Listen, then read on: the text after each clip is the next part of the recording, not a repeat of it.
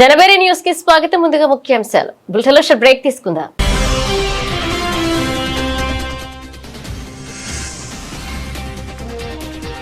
ముగిసిన ప్రధాని మోదీ 3 దేశాల విదేశీ పర్యటన. న్యూజిలాండ్ నుండి స్వదేశానికి తిరుగు పయనం.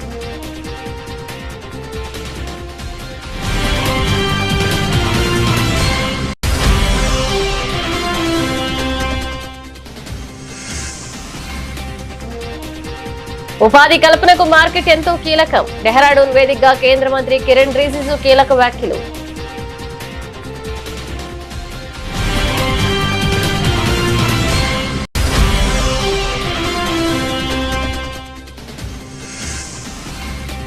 భారత సంగీత ప్రపంచంలో తీరని లోటు. గాన కోకిల జానకి కన్నుమూత. అధికారిక లాంఛనాలతో అంత్యక్రియలు.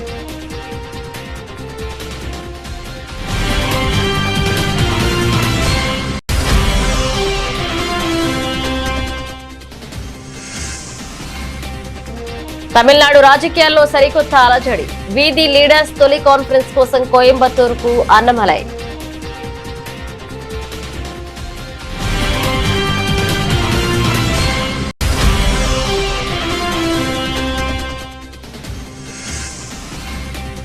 సెమీకండక్టర్ గ్లోబల్ డిమాండ్ ను ఐటీ రంగం అందిపుచ్చుకోవాలి. ఐటీ పరిశ్రమకు కేంద్ర మంత్రి అశ్విని వైష్ణవ్ కీలక పిలుపు.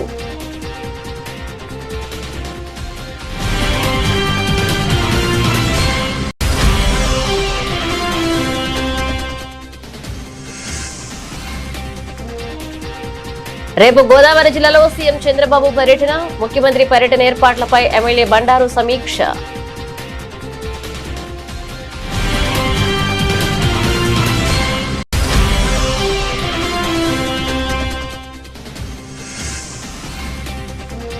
అవగాహనతోనే కాళేశ్వరం పునరుద్ధరణ. ప్రతిపక్షాల విమర్శలకు సీఎం రేవంత్ కౌంటర్.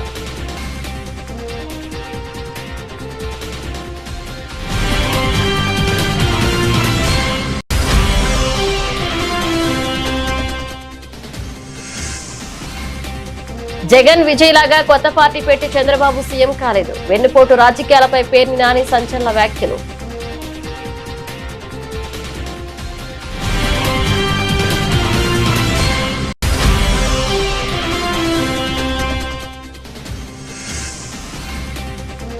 ముప్పై ఒక్క నెలల్లో బూతులు తప్ప రేవంత్ రెడ్డి ఏమీ నేర్చుకోలేదు. ముఖ్యమంత్రిపై హరీష్ రావు తీవ్రస్థాయిలో ధ్వజం.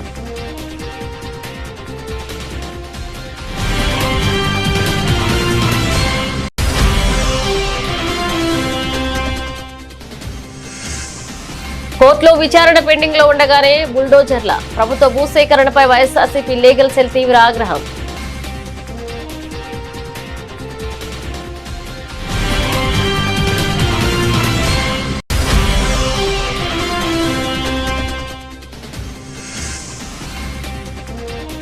Prabhas spirit crazy update. త్వరలో భారీ క్లైమాక్స్ షూటింగ్.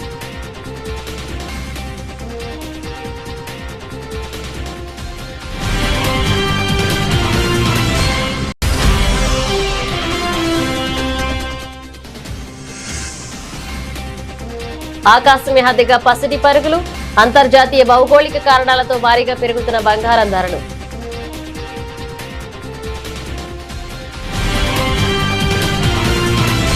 ప్రధాని మోదీ ప్రతిష్టాత్మక 3 దేశాల విదేశీ పర్యటన విజయవంతంగా ముగిసింది. తన పర్యటనలో చివరి దేశమైన న్యూజిలాండ్ లో అన్ని అధికారిక కార్యక్రమాలను పూర్తి చేసుకున్న ప్రధాని కొద్దిసేపటి క్రితమే అక్కడి నుండి దేశ రాజధాని ఢిల్లీకి తిరుగు పయనమయ్యారు. ఇక 3 దేశాల పర్యటనలో భాగంగా పలు అంతర్జాతీయ సదస్సుల్లో పాల్గొనడంతో పాటు ఆయా దేశాల అగ్రనేతలతో ప్రధాని మోదీ జరిపిన ద్వైపాక్షిక చర్చలు ప్రపంచ వ్యాప్తంగా ప్రాధాన్యత సంతరించుకున్నాయి. భారత విదేశాంగ విధానంలో మైలురాయిగా నిలిచేలా ప్రధాని మోదీ 3 దేశాల పర్యటన కొనసాగింది. పర్యటనలో ఆఖరి అంకమైన న్యూజిలాండ్ లో ఆ దేశ ప్రధాని మరియు ఉన్నతాధికారులతో ప్రధాని మోదీ కీలక భేటీలు నిర్వహించారు.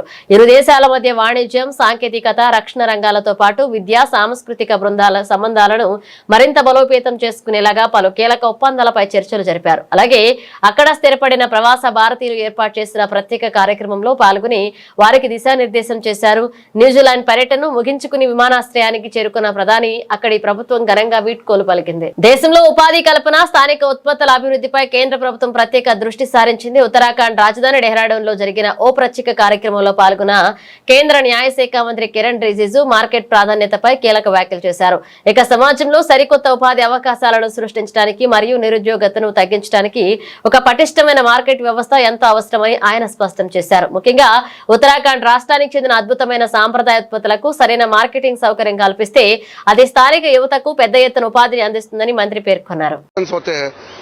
और जो पारंपरिक काम से जुड़े हुए लोगों को एक प्लेटफॉर्म देने का काम करते हैं. इस बार उत्तराखंड सरकार ने बहुत अच्छा मदद किया. इसका फंडिंग हम अपना मंत्रालय से पूरा देते हैं, लेकिन यहाँ लोकल सपोर्ट उत्तराखंड सरकार ने बहुत अच्छा सपोर्ट दिया है. मैं इसलिए मुख्यमंत्री धामी जी को मैं विशेष करके धन्यवाद देता हूँ. वो खुद भी यहाँ मौजूद रहे, इससे प्रोत्साहन मिलते हैं क्योंकि देश भर से भी लोग आए हैं. और उत्तराखंड का जो विशेष वस्तु होते हैं, यहाँ के जो कारीगरी का अपना एक अलग पहचान होते हैं, इसको एक प्लेटफॉर्म मिला है. तो इससे रोजगार पैदा होगा. रोजगार पैदा करने के लिए मार्केट चाहिए, क्योंकि आप सामान बनाने से भी अगर आपको मार्केट नहीं मिलेंगे तो फिर आप अपने सामान को बाहर बाजार कैसे ले जाएंगे. तो ये बहुत बड़ा एक प्लेटफॉर्म हमने क्रिएट किया है. हमने इसको 2024 से शुरू किया. पहले छोटे छोटे होते थे. हमने इसको बड़ा स्तर में ले जाने का काम किया है. और ये मानसून बारिश का समय है, फिर भी यहाँ देहरादून में ये कार्यक्रम रखा है. मुझे लगता है कि मुख्यमंत्री जी का और पूरा उनके प्रशासन का सहयोग से हमारे भी पूरा टीम आए हैं. मेरे मंत्रालय के सारे वरिष्ठ अधिकारी भी सब यहाँ आए हैं. तो ये बहुत अच्छा चलेगा. భారతీయ సినీ సంగీత ప్రపంచంలో ఒక సువర్ణ అధ్యాయం ముగిసింది. తన మధుర గాత్రంతో కోట్లాది మంది హృదయాలను గెలుచుకున్న లెజెండరీ సింగర్ గానకోకిల ఎస్ జానకి కెరీర్ 88 సంవత్సరాల వయసున్న జానకమ్మ కర్ణాటకలోని మైసూరులో కన్నుమూశారు. ఇక రాత్రి ఆమెకు అకస్మాత్తుగా శ్వాసకోశ సమస్యలు తలెత్తడంతో కుటుంబ సభ్యులు మైసూరులోని ప్రైవేట్ ఆసుపత్రికి తరలించారు. అక్కడ చికిత్స పొందుతూ ఆమె అంతిమ శ్వాస విడిచారు. ఆమె మరణ వార్త తెలియగానే దక్షిణాది సినీ పరిశ్రమతో పాటుగా దేశ వ్యాప్తంగా ఉన్న సంగీతాభిమానులు తీవ్ర దిగ్భ్రాంతికి లోనయ్యారు. కెరీర్ లో ఏకంగా 48,000కు పైగా పాటలు పాడి రికార్డు సృష్టించారు. తెలుగు, తమిళం, కన్నడ, మలయాళంలో పాటు హిందూ, ఒడియా, ఉర్దూ, పంజాబీ, బెంగాలీ సహా దాదాపు 20 భారతీయ భాషల్లో ఆమె తన గాత్రాన్ని అందించారు. P B Srinivas, S P Balasubrahmanyam, doctor Rajkumar వంటి దిగ్గజాలతో ఆమె పాడిన డ్యూయట్ సాంగ్స్ ఎప్పటికీ ఎవర్ గ్రీన్ హిట్స్ గా నిలిచిపోతాయి. జానకమ్మ మృతి పట్ల కర్ణాటక ముఖ్యమంత్రి డికే శివకుమార్ తీవ్ర సంతాపాన్ని వ్యక్తం చేశారు. జానకికి తన కెరీర్ లో మొదటి పాటను అలాగే చివరి పాటను మైసూరులోనే పాడడం ఒక అరుదైన విషయం అంటూ ఆయన గుర్తు చేసుకున్నారు. కుటుంబ సభ్యులు ఇష్ట ప్రకారం మైసూరు నగరంలోని ప్రభుత్వ అధికారిక లాంఛనాలతో ఆమె అంత్యక్రియలు నిర్వహిస్తామని సీఎం ప్రకటించారు. ಹೋಟೆಲ್ ಮ್ಯಾನೇಜ್ಮೆಂಟ್ ಇದೆ, ಅವಾಗ ಕರೆದು ನಿಮ್ಮ ಅಮ್ಮ ಬಂದಿದ್ದಾರೆ ನೋಡು ಅಂತ ಭೇಟಿ ಮಾಡ್ತಿದ್ರು. ಅಲ್ಲಿಂದ ಮತ್ತೆ ರೆಸೆಂಟ್ ಆಗಿ ಬಂದ್ರೆ ನನ್ನ ಮಗ ಅಲ್ಲೇ ಇದ್ದ, ಮತ್ತೆ ರೆಸೆಂಟ್ ಆಗಿ ಭೇಟಿ ಆದ. ಅವಾಗ ತುಂಬಾ ಆತ್ಮೀಯತೆಯಿಂದ ಮಾತಾಡೋರು, ಯಾವಾಗ್ಲೂ ಕಂದ ಅಂತಾನೆ ಮಾತಾಡೋದು. ನಾನು ನನ್ನ ಮೊಮ್ಮಕ್ಕಳು ನಾವು ಫ್ಯಾಮಿಲಿನ ಎಲ್ಲ ಪರಿಚಯ ಮಾಡಿಸಿದ್ದೆ. ಅವರಿಗೆ ಕರ್ಕೊಂಡೋಗಿ ಹೋಟೆಲ್ಗೆ ಹೋಗಿ ಅವಾಗ ಮಾತಾಡ್ಸಿದ್ರು. ನಿನ್ ಮೊಮ್ಮಕ್ಕಳಿಗಿಂತ ನೀನೇ ಚಂದ ಕಣೆ ಅಂತೇಳಿ ಹಗ್ ಮಾಡಿದ್ರು. ನನ್ ಸುಮಾರು ಫೋಟೋಗಳಿದೆ ಅವ್ರ ಜೊತೆ, ಇನ್ನೂ ಇತ್ತು. ಈಗ ಇತ್ತಿದ್ಲಾಗಿ ಫೋನ್ ಮಾಡಿದ್ರೆ ರಿಸೀವ್ ಮಾಡ್ತಾ ಇರ್ಲಿಲ್ಲ, ಇಲ್ಲಾಂದ್ರೆ ಯಾವಾಗ್ಲೂ ಮಾತಾಡಿ ಇದು ಮಾಡಿದ್ರು. ಡಲ್ ಆಗಿದ್ರು, ಫೋನ್ ರಿಸೀವ್ ಮಾಡ್ತಾ ಇರ್ಲಿಲ್ಲ. ಆಮೇಲೆ ಇಲ್ಲೇ ಪಕ್ಕದ ಮನೇಲೆ ಇದ್ದೀನಿ ನೋಡಿ. ನನ್ಗೆ ಈಗ ಹೋದ್ರಾಯ್ತು, ಯಾಕೋ ಹುಷಾರಿಲ್ಲ ಅಂತ ಇದ್ದಾರೆ, ಈಗ ಹೋದ್ರಾಯ್ತು ಅನ್ಕೊಂಡು. ನಿನ್ನೆ ಪೂರ ಬೆಳಿಗ್ಗೆ ನಿಜವಾಗ್ಲೂ ಹೇಳ್ತೀನಿ, ಸುಳ್ಳಲ್ಲ ಇದು, ಬೆಳಗ್ಗೆ ಅಮ್ಮನ ಜೊತೆ ನಾ ಕನ್ಸ್ಕೊಂಡಿದ್ದೀನಿ. Famous singer was sang more than 40,000 songs in different countries. She started the first song in Mysore and then the last song also was in Mysore. So she told she was in Hyderabad, she loved to live in Mysore and have a last I spoken to family member. They decided that they want to respect her with the last in Mysore itself. So we are giving her a state honor. She was being given the 4 national awards by the President of India. So 33 awards have been confirmed to her from different parts of the country. So we respect her sentiments towards her. So in future I will discuss with all my colleagues in the film industry how we can see that we can protect our country. Tamil Nadu రాజకీయాలు మరొకసారి హీటెక్కాయి. వీధి leaders సంస్థ అధినేత K Annamalai Coimbatore చేరుకున్నారు. పొల్లాచి వేదికగా తమ సంస్థ తరపున అత్యంత ప్రతిష్టాత్మకంగా నిర్వహించబోయే మొదటి భారీ మహాసభలో పాల్గొనేందుకు ఆయన ఇక్కడికి వచ్చారు. కోయంబత్తూరు విమానాశ్రయానికి చేరుకున్న అన్నమలైకి వీధి లీడర్స్ ప్రతినిధులు, ఆయన అభిమానులు మరియు యువత భారీ సంఖ్యలో తరలి వచ్చిన ఘన స్వాగతం పలికారు. పొల్లాచిలో జరగబోయే ఈ తొలి కాన్ఫరెన్స్ ద్వారా రాష్ట్ర రాజకీయాల్లో సరికొత్త అడుగులు వేసేందుకు అన్నమలై సిద్ధమవుతున్నారు. యువత నాయకత్వ లక్షణాలు పెంపొందించడం, సమాజంలో మార్పు తీసుకురావడం ఈ లక్ష్యంగా అన్నమలై నేతృత్వంలో వీధి లీడర్స్ సంస్థ ఏర్పాటైంది. ఈ ఆర్గనైజర్ స్థాపించిన తర్వాత నిర్వహిస్తున్న మొదటి రాష్ట్ర స్థాయి సదస్సు కావడంతో పొల్లాచిలో భారీ ఏర్పాట్లు చేశారు. ఈ తొలి కాన్ఫరెన్స్ వేదికగా తమిళనాడు ప్రస్తుత సామాజిక రాజకీయ పరిస్థితులపై అన్నమలై ఎలాంటి కీలక ప్రసంగం చేయబోతున్నారు, యువతకు ఎలాంటి దిశానిర్దేశం చేయనున్నారు అనే అంశంపై ఇప్పుడు సర్వత్రా ఆసక్తి నెలకొంది.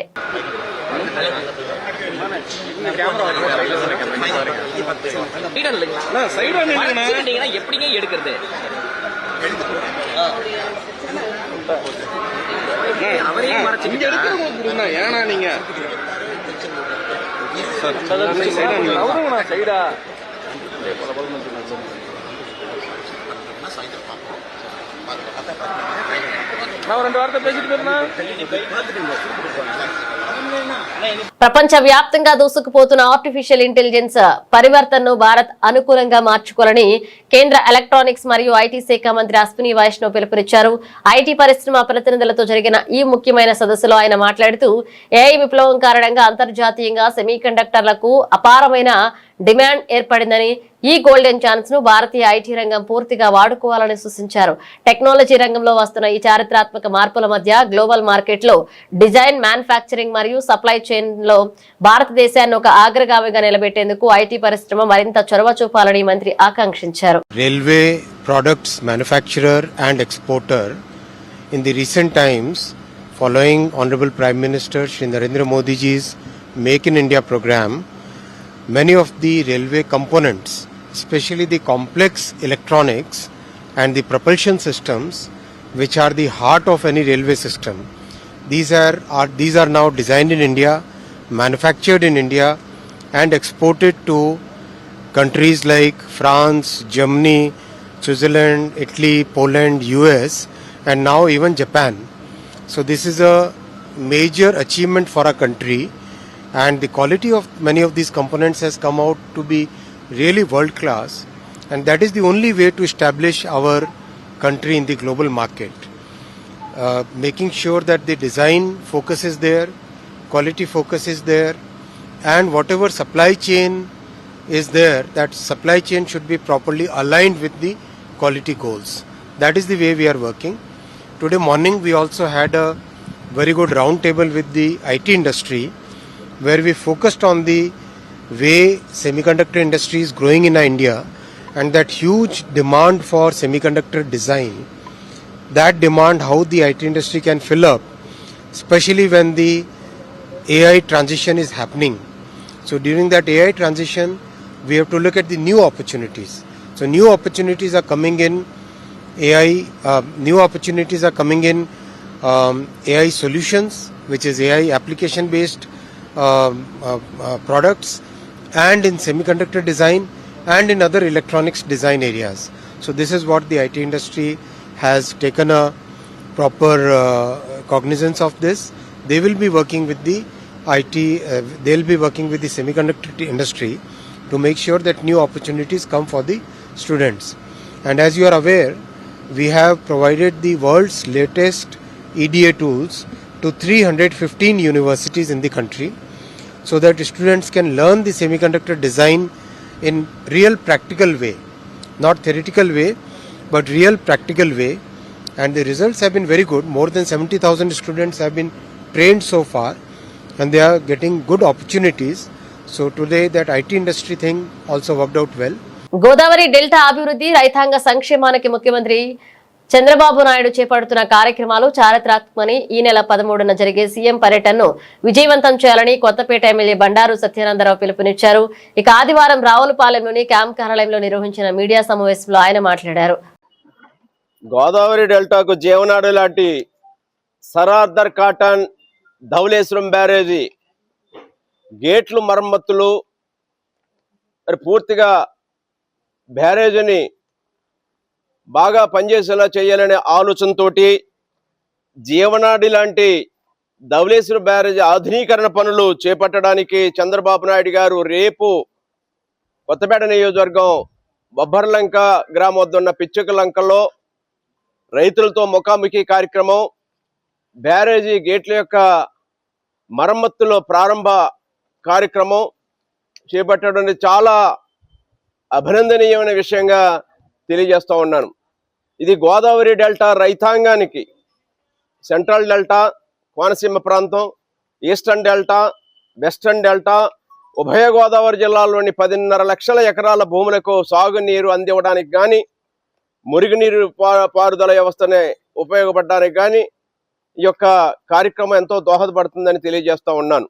వరదల నియంత్రణ సమయంలో కానీ లేదా కాలువలకు నీటి విడుదల విషయంలో కానీ బ్యారేజ్ యొక్క ప్రాముఖ్యత చాలా ముఖ్యమైనది. అటువంటిది 2014లో ఆనాడు చంద్రబాబు నాయుడు గారు ముఖ్యమంత్రిగా ఉండగానే 63 గేట్లను ఆనాడు ఆధునీకరించడం జరిగింది. 2014 తర్వాత ఈనాడు 2026లో ఉన్నాం. ఇంతవరకు మళ్ళా దాని మీద ఎవరు గత ప్రభుత్వంలో జగన్మోహన్ రెడ్డి గారి ప్రభుత్వంలో వైసీపీ పాలనలో కనీసం గేట్లు మరమ్మతులు చేయడానికి కానీ, ఆయిల్స్ గ్రీజు లాంటివి ఉపయోగించడానికి కానీ, బ్యారేజీ నిర్వహణకు సంబంధించినటువంటి విషయాల్లో కానీ పూర్తిగా నిర్లక్ష్యానికి గురైంది. దానివల్ల ఎప్పటికప్పుడు చేపట్టవలసిన ఓఎండ్ఎం కార్యక్రమాలు, ఆపరేషనల్ మెయింటెనెన్స్ కార్యక్రమాలు చేపట్టకపోవడం వల్ల బ్యారేజ్ యొక్క 10 సంవత్సరాల కాలంలో అనేక రకాలుగా ఇంకా ఎక్కువ నష్టపోయింది.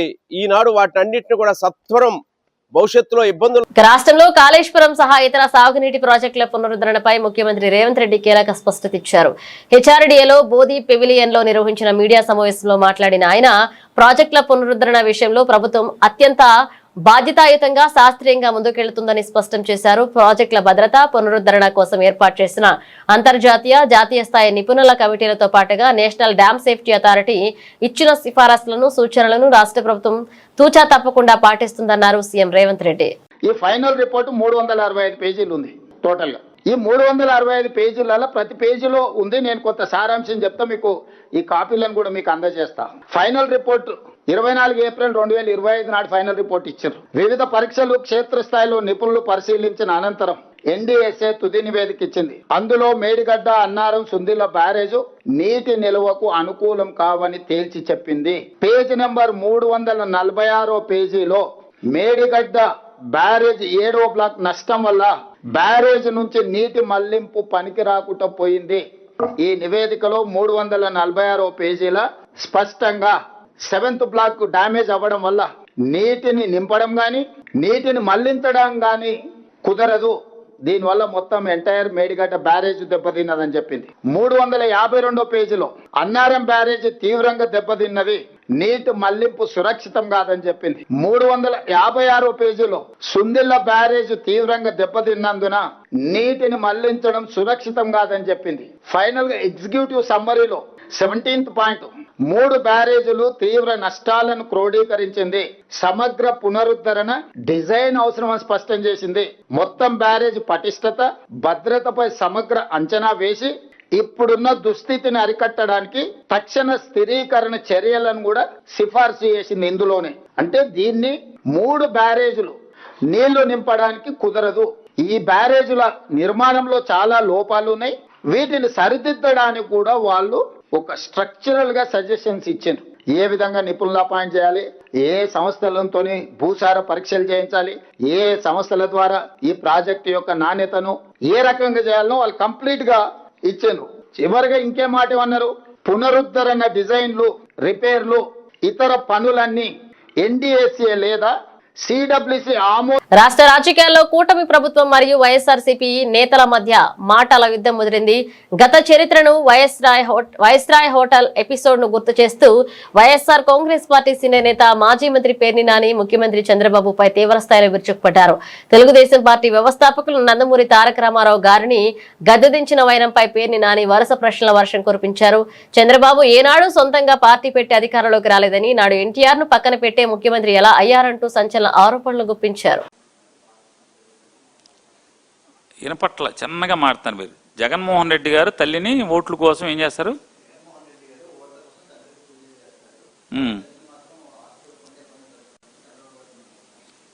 ఎన్టీ రామారావు గారు ఎవరు? నందమూరి తారక రామారావు గారు ఎవరు?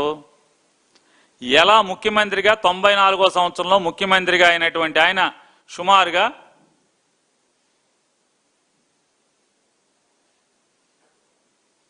200 పైచిలకు సీట్లు అనుకుంటా, 26 కాంగ్రెస్కి వచ్చినట్టున్నాయి, అంతే కదండి?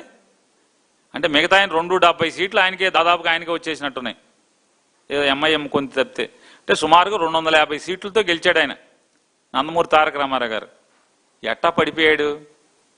ఎవడు పడేశాడు? చంద్రబాబు నాయుడు గారు ముఖ్యమంత్రి ఎట్టా అయ్యాడు?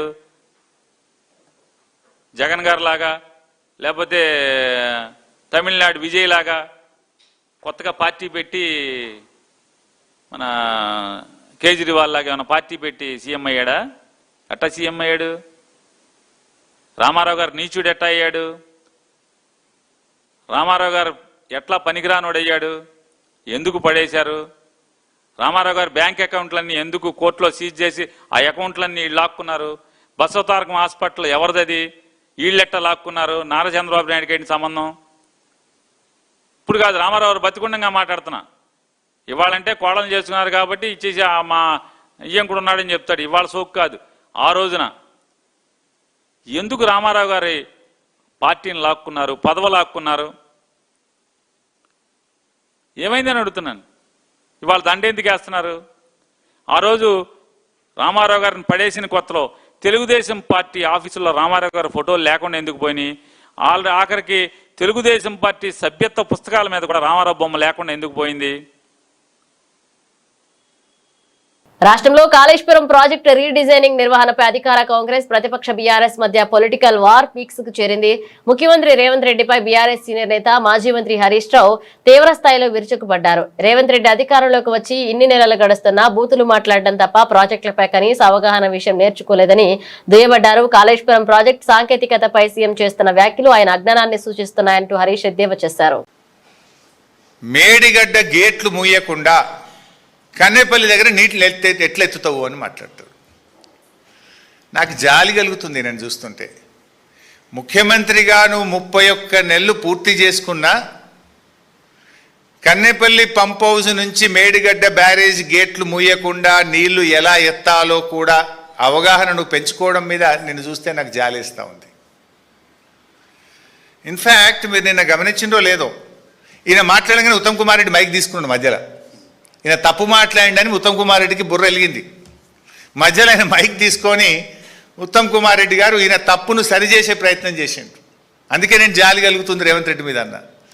31 నెలలు ముఖ్యమంత్రిగా పనిచేసినాక కూడా విషయ పరిజ్ఞానం పెంచుకోలే, బూతులు తప్ప నీకు విషయ పరిజ్ఞానం పెరగలే.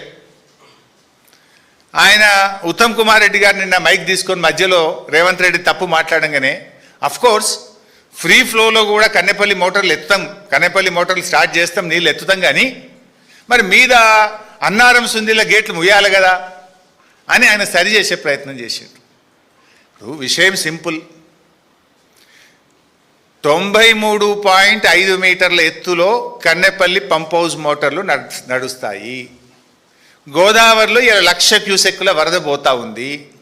1,00,000 క్యూసెక్కుల వరద పోయినప్పుడు దాని లెవెల్ 97 మీటర్లు ఉంటాయి. అంటే గేట్లు తెరిచి ఉన్న 97 మీటర్ల ఎత్తులో గోదావరి నది ప్రవహిస్తూ ఉంది. నీకు కావాల్సింది 93.5 మీటర్లు మాత్రమే. కావలసిన నీళ్లు ఉన్నది, కావలసిన ఎత్తు హెడ్ రెడీగా ఉన్నది, మోటార్లు ఒత్తు నీళ్ళు వస్తాయి బయట. ఈ విషయాన్ని నేను కాదు, రిటైర్డ్ ఇంజనీర్లు కూడా చాలా స్పష్టంగా తమ లేఖలో రిటైర్డ్ ఇంజనీర్లు కూడా చెప్పడం జరిగింది. ఏం చెప్పిండ్రు? ప్రస్తుతం గేట్లు తెరిచి ఉన్న పరిస్థితుల్లో వరద నీటి మట్టం సుమారు 97.5 మీటర్లు. ఈ హెడ్ ఆధారంగా కన్నేపల్లి పంప్ హౌజు రోజుకు 3 టీఎంసీల వరకు నీటిని లిఫ్ట్ చేసే సామర్థ్యం కలిగి ఉంది. ఈ లెటర్ చదివినాకనన్నా సోయి రావాలి కదా నీకు. ఆ ఉత్తమ్ కుమార్ రెడ్డికి వచ్చిన సోయి అన్నా నీకు రాకపోయా. రాష్ట్రంలో ప్రభుత్వ భూసేకరణ ప్రక్రియ తీవ్ర వివాదాస్పదంగా మారింది. జనవరి 8న ప్రభుత్వం ఇచ్చిన భూసేకరణ నోటిఫికేషన్ ను సవాల్ చేస్తూ రైతులు ఆశ్రయించిన కేసులో హైకోర్టులో తుది విచారణ పెండింగ్ లో ఉండగానే క్షేత్రస్థాయిలో బుల్డోజర్లు పంపడంపై వైఎస్ఆర్ కాంగ్రెస్ పార్టీ తీవ్ర స్థాయిలో మండిపడింది.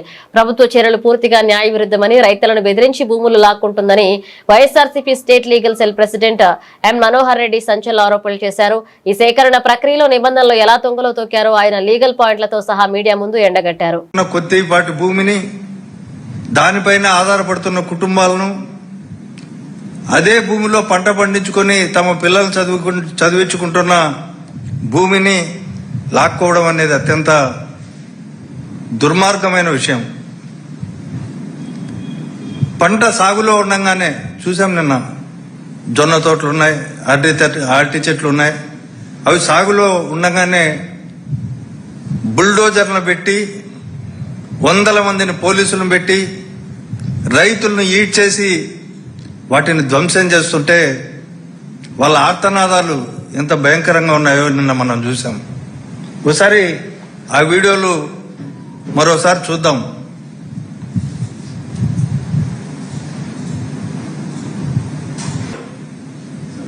ఈ చర్య జరిగినప్పుడు కనీసం రైతులకు ముందుగా పూర్తి వివరాలు చెప్పలే. రేపు మేము మీ భూమిలో రోడ్లు వేస్తున్నామని చెప్పలే. అవార్డు కాపీలు ఇవ్వలే.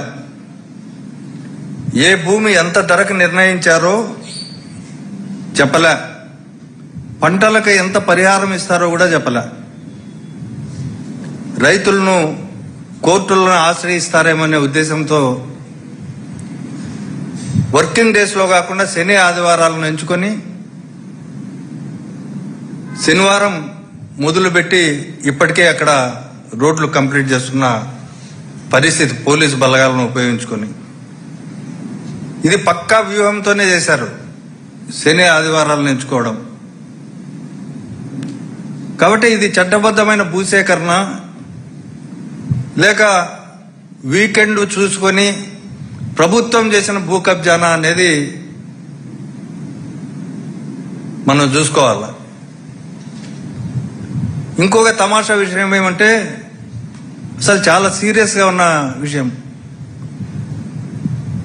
ఈ భూసేకరణకు సంబంధించి హైకోర్టులో ఒక writ petition pending. Pan India star Prabhas సంచలన దర్శకుడు సందీప్ రెడ్డి వంగ కాంబినేషన్ లో రాబోతున్న భారీ చిత్రం స్పిరిట్ ఇక పవర్ఫుల్ కాప్ స్టోరీగా తెరకెక్కుతున్న ఈ సినిమా అప్డేట్ కోసం ప్రపంచ వ్యాప్తంగా ఉన్న ప్రభాస్ ఫ్యాన్స్ ఎంతో ఆసక్తిగా ఎదురు చూస్తున్నారు. అయితే ఈ క్రమంలోనే చిత్రం తదుపరి షెడ్యూల్ కు సంబంధించిన ఒక ఆసక్తికరమైన వార్త ఫిలిం నగర్ వార్తల్లో హల్చల్ చేస్తోంది. సాధారణంగా సినిమా చివర్లలో తీసే హై వోల్టేజ్ క్లైమాక్స్ ఎపిసోడ్ ను దర్శకుడు సందీప్ రెడ్డి వంగ రాబోయే షెడ్యూల్లోనే చిత్రీకరించేందుకు ప్లాన్ చేస్తున్నట్లుగా తెలుస్తుంది. ఈ కీలక షెడ్యూల్లో హీరో ప్రభాస్ తో పాటుగా ప్రధాన నటీనటులందరూ పాల్గొనబోతున్నట్లుగా సమాచారం. పసిడి ప్రియులకు షాకింగ్ న్యూస్. బంగారం ధరలు రోజు రోజుకు సరికొత్త రికార్డులను సృష్టిస్తున్నాయి. అంతర్జాతీయ భౌగోళిక రాజకీయ కారణాల నేపథ్యంలో ప్రపంచ మార్కెట్లో బంగారానికి డిమాండ్ విపరీతంగా పెరిగిపోయింది. దీని ప్రభావం దేశీయ మార్కెట్లపై స్పష్టంగా కనిపిస్తుంది.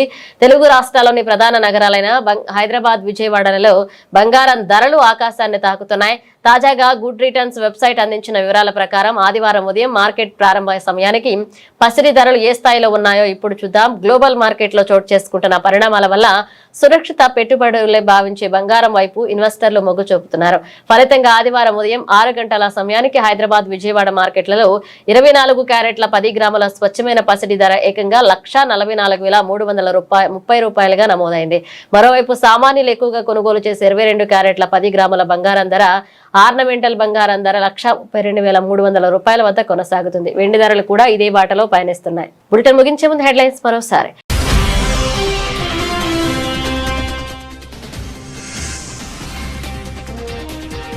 ముగిస్తున్న ప్రధాని మోదీ 3 దేశాల విదేశీ పర్యటన. న్యూజిలాండ్ నుండి విశ్వదేశానికి తిరుగు పయనం.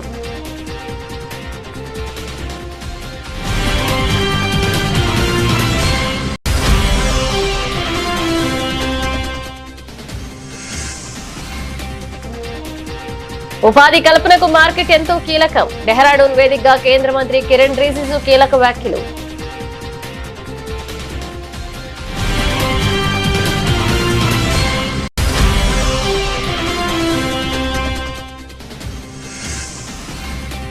భారత సంగీత ప్రపంచంలో తీరని లోటు. గాన కోకిల జానకి కన్నుమూత. అధికారిక లాంఛనాలతో అంత్యక్రియలు.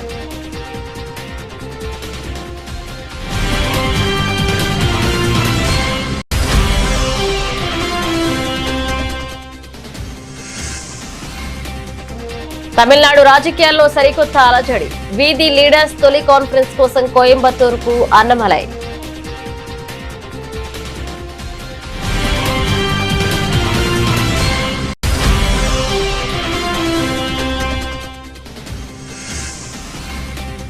సెమీకండక్టర్ గ్లోబల్ డిమాండ్ ను ఐటీ రంగం అందిపుచ్చుకోవాలి. ఐటీ పరిశ్రమకు కేంద్ర మంత్రి అశ్విని వైష్ణవ్ కీలక పిలుపు.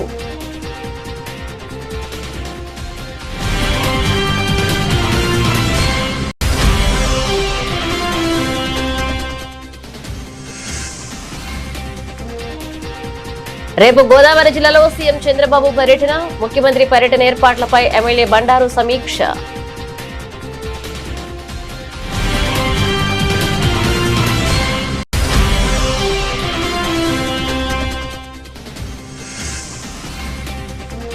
అవగాహనతోనే కాళేశ్వరం పునరుద్ధరణ. ప్రతిపక్షాల విమర్శలకు సీఎం రేవంత్ కౌంటర్.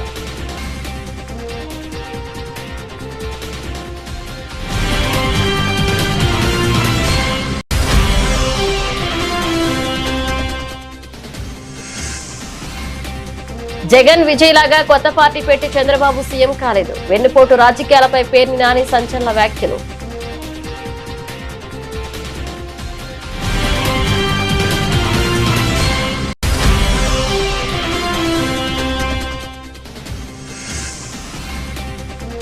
ముప్పై ఒక్క నెలల్లో బూతులు తప్ప రేవంత్ రెడ్డి ఏమీ నేర్చుకోలేదు.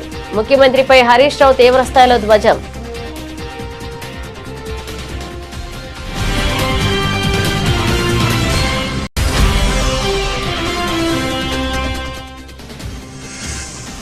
కోర్టులో విచారణ పెండింగ్ లో ఉండగానే బుల్డోజర్ల. ప్రభుత్వ భూసేకరణపై వైఎస్ఆర్సీపీ లీగల్ సెల్ తీవ్ర ఆగ్రహం.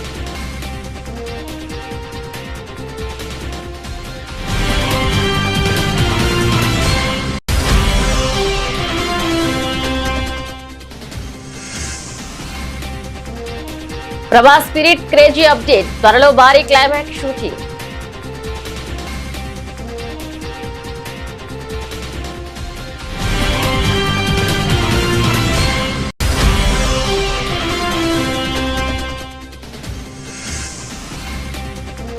ఆకాశమే హద్దుగా పసిడి పరుగులు. అంతర్జాతీయ భౌగోళిక కారణాలతో భారీగా పెరుగుతున్న బంగారం ధరలు.